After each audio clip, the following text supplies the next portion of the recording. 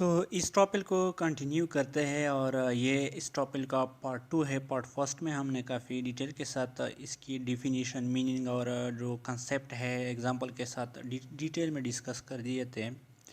تو آج کے لیکچر میں پارٹ 2 میں ہم اسینشلز آف اس ٹاپک پہ بات کرتے ہیں کہ ان کے اسینشلز کیا ہے، یعنی کچھ چیزیں ایسی ہوتی ہے کہ اگر وہ موجود نہ ہو، کچھ ایسے کنڈیشنز ہوئے کہ اس کے بغیر اس ٹاپک اپلیکیبل نہیں ہے۔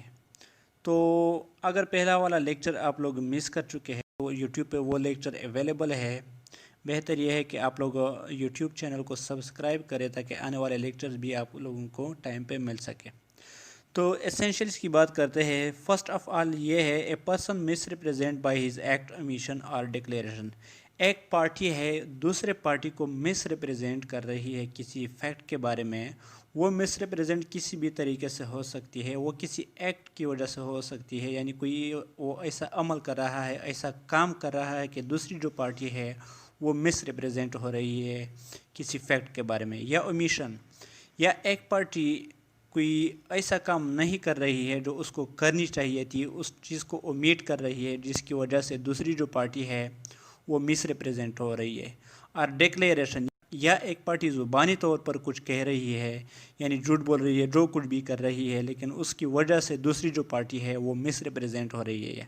تو پہلا ایسنشل یہ ہے کہ ایک پارٹی دوسرے پارٹی کو مس ریپرزینٹ کر رہی ہے ایکٹ کی وجہ سے، یا کسی اومیشن کی وجہ سے، یا ڈکلیریشن کی بیسس پہ۔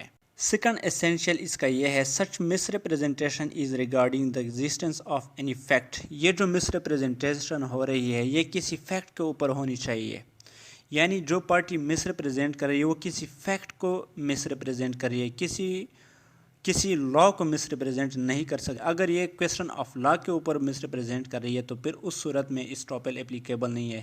تو یہ مس ریپرزینٹیشن کس چیز کی کر رہی ہے؟ کسی فیکٹ کی کر رہی ہے، یعنی وہ کسی لا کو مس ریپرزینٹ نہیں کر سکتی۔ لا جس طرح ہے اسی طرح ہوگی۔ اگر وہ کسی لا کو غلط مینشن کر رہی ہے، اس کو مس ریپرزینٹ کر رہی ہے دوسری پارٹی کو، تو اس صورت میں اس ٹاپک اپلیکیبل نہیں ہے۔ اس چیز کی ہم ڈیٹیل میں اس پہ بات کریں گے جب ہم نیکسٹ ٹاپک کی طرف جائیں گے اس ٹاپک میں، اور وہ ہے exceptions of us topic.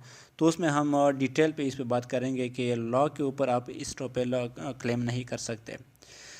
Third, such a misrepresentation is intentionally caused to make a person believe a thing۔ اور یہ جو مس ریپرزینٹیشن ہے یہ انٹینشنلی ہونی چاہیے، یعنی جانتے ہوئے بھی آپ مس ریپرزینٹ کر رہے ہیں، آپ کو حقیقت فیکٹس کا پتہ ہے لیکن اس کے باوجود بھی آپ کچھ غلط بات کر رہے ہیں، جھوٹ بول رہے ہیں، مس ریپرزینٹ کر رہی ہے اس فیکٹ کو۔ اس فیکٹ کے حوالے سے ریالٹی کچھ اور ہے لیکن آپ کچھ اور بتا رہے ہیں۔ ایک تو پہلی بات یہ ہے، تھرڈ ایسینشل میں پہلی بات یہ ہے کہ یہ پہلی جو پارٹی ہے وہ مس ریپرزینٹیشن کر بھی رہی ہے اور وہ انٹینشنلی کر رہی ہے۔ اور دوسری بات اس میں یہ ہے cause to make a person believe a thing, اور دوسری جو پارٹی ہے وہ اس پہ بلیو کرتی ہے کہ یہ پہلی پارٹی جو کچھ بتا رہی ہے، جو ایکٹ کر رہی ہے، جو اومیشن کر رہی ہے، جو ڈکلیریشن دے رہی ہے وہ ٹرو ہے، اس پہ بلیو کرتی ہے۔ تو انٹینشنلی مس ریپرزینٹیشن ہے، اور اس کا انٹینشن یہ ہے کہ جو دوسری پارٹی ہے وہ میری ان باتوں پہ، ایکٹ یا اومیشن پہ بلیو کر لے کہ یہ واقعی اس طرح ہی ہے، حقیقت بھی یہی ہے۔ فورتھ یہ the other person believe such misrepresentation to be true. Fourth essential یہ ہے کہ جو دوسری پارٹی ہے وہ اس مس ریپرزینٹیشن پہ بلیو کرتی ہے اور اس کو ٹرو سمجھتی ہے، اس کو حقیقت میں سچ سمجھتی ہے کہ بالکل یہ جو پہلی پارٹی جو کہہ رہی ہے وہ صحیح کہہ رہی ہے، وہ سچ کہہ رہی ہے۔ ان کو کیونکہ دوسری پارٹی کو حقیقت کا پتہ نہیں ہے، وہ بلیو کرتی ہے جو پہلی پارٹی کرتی ہے، حالانکہ پہلی پارٹی تو مس ریپرزینٹ کر رہی ہے۔ ففتھ یہ the other person does some act believing such miss representation.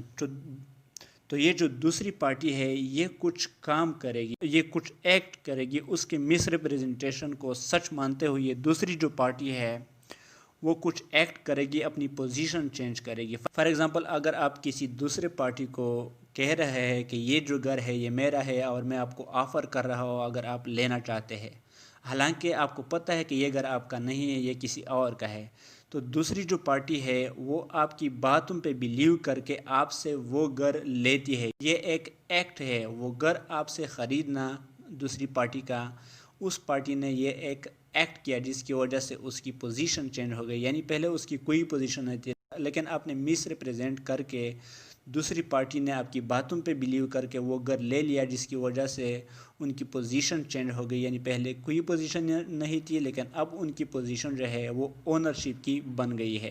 یہ ایک ایکٹ ہے دوسری پارٹی کا آپ سے گھر لینا۔ اور سکسth اس میں یہ ہے such act causes injury to the other person, اور یہ جو انہوں نے ایکٹ کیا ہے بعد میں اگر آپ اس سے کہتے ہیں دوسری پارٹی کو کہ یہ جو گھر میں نے آپ کو دیا تھا، آفر دیا تھا، وہ ایکچولی میرا نہیں تھا، میں مس ریپرزینٹ کر رہا تھا، میں جھوٹ بول رہا تھا، وہ کسی اور کا تھا، لیکن یہ گھر ابھی میرا بن چکا ہے، لہٰذا آپ مجھے میرا گھر واپس کر دے، میں یہ گھر بیچنا نہیں چاہتا۔ تو دوسری پارٹی اگر آپ اس طرح کرو گے تو دوسری جو پارٹی ہے ان کو اپنے ایکٹ کی وجہ سے انجری ہوگی اگر اس پہ اسٹاپل آپ اپلائی نہیں کرو گے، یعنی اگر پہلی پارٹی کو آپ سٹاپ نہیں کرو گے تو اس کی اونرشپ ختم ہو جائے گی۔